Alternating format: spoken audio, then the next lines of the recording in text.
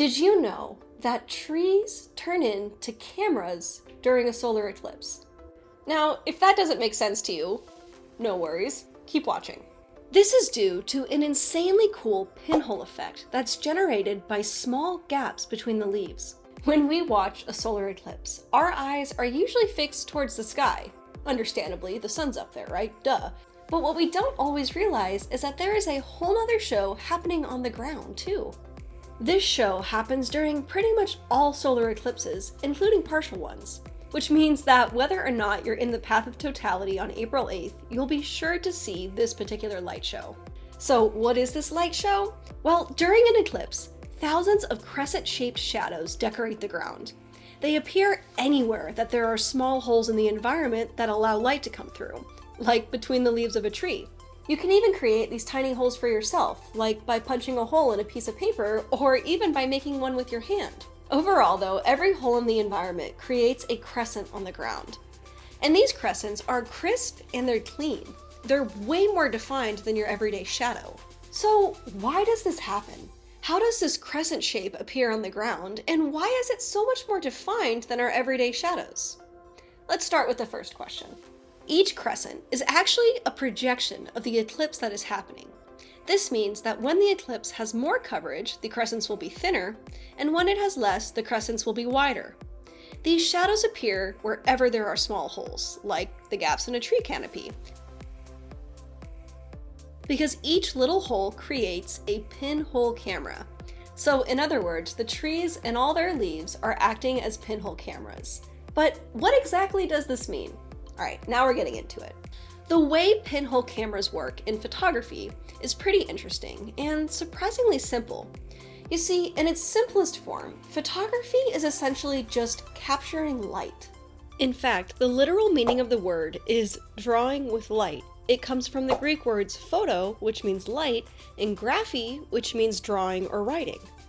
When we take a photo, we're capturing the light that's bouncing off of various surfaces. And all this light together creates different shapes, and the shapes create our photo. If you don't quite understand what I'm saying, it might be a little bit easier to picture it in black and white photography.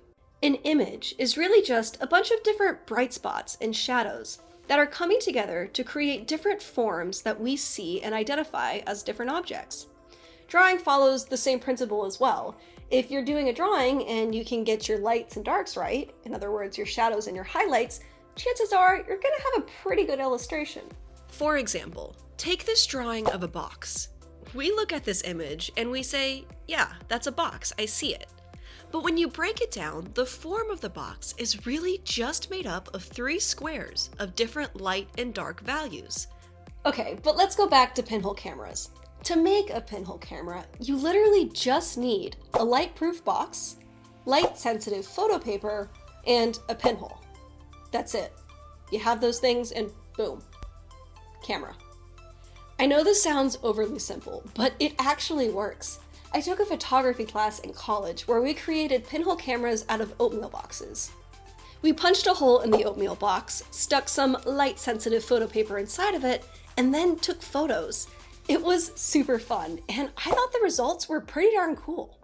Of course, there's a little more to it in bolstering up the light-proof level of the oatmeal box and making sure that you don't expose the light-sensitive photo paper except when you want to and that you expose it for long enough. But all that aside, the basic concept itself is pretty darn simple. Pinhole cameras work by concentrating the light from a scene into a small space, the pinhole, and then transferring that light onto something else, like photo paper. They rely on the fact that light moves in a linear fashion, a straight line. So the light rays from the scene in front of you will travel straight to the pinhole. So in this picture of me playing the guitar, the light from me, my guitar, and the wall behind me traveled straight into the pinhole, and then it moved onto the photo paper. So that's pretty cool, but how does this translate to the crescent shadows that we see during an eclipse? Well, like I said before, the tiny holes we see between leaves of trees creates tons of pinholes for the sun's light to shine through.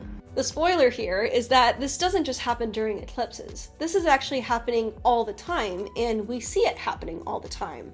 It's just not that exciting. The sun, as you know, is round, So when the trees create projections of the sun, you just get all these round blobs of light on the ground, which, like I said, is not super exciting. But now let's throw a solar eclipse into the mix.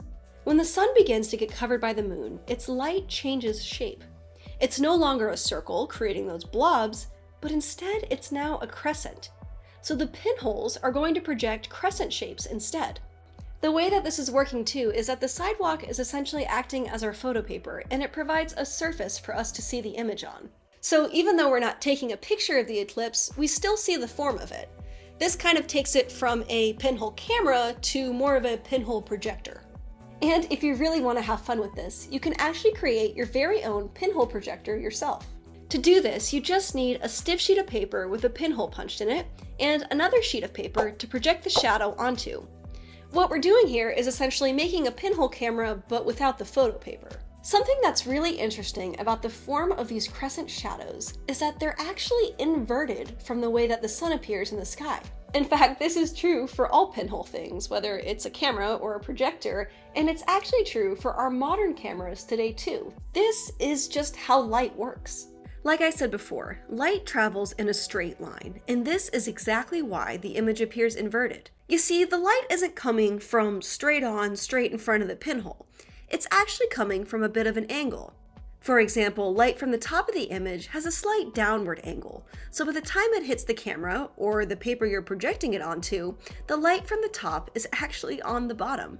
The same is true in reverse. Light from the bottom of the image has a slight upward trajectory, meaning that it's going to land at the top of the paper.